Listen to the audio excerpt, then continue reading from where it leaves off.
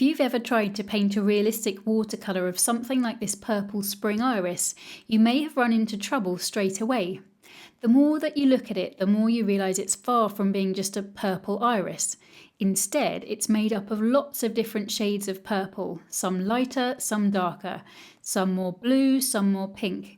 And then there's the brown bits, white bits, yellow bits and orange bits, not to mention the different greens in the leaves and stems. It can be super confusing and difficult to know how to start. So here I thought I'd show you my process for making sense of all this and getting your painting on track.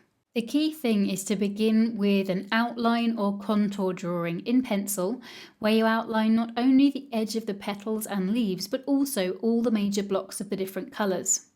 You have to be mindful here though when working with watercolour, because we don't want a pencil line to be visible through the paint in an area where the colours are all very light. So where you have shapes of light colour next to each other, you'll have to define them as you paint. But a lot of the shapes of colour can be drawn in, which is a real help for when you do come to paint. The next step is to lay down a watery, lighter version of the different colours in the correct places as per your drawing. Doing this has two purposes. Firstly, in the lighter areas, you're matching to the lightest possible parts of them, and in the darker areas, you're simply mapping out what colour should go where.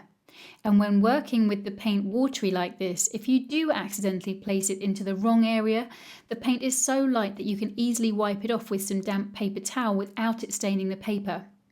This is also the perfect time to test out your mixes to try to get the hues looking right.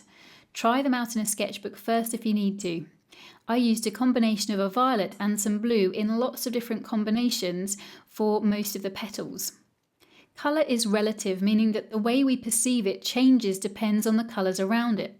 So even if we wanted to paint our colours in dark straight away, we would likely misjudge them. Instead, once this initial layer is painted and dry, I paint in a few of the darkest areas next. This way I can better judge how dark to take my mid-tone colours, which I apply next.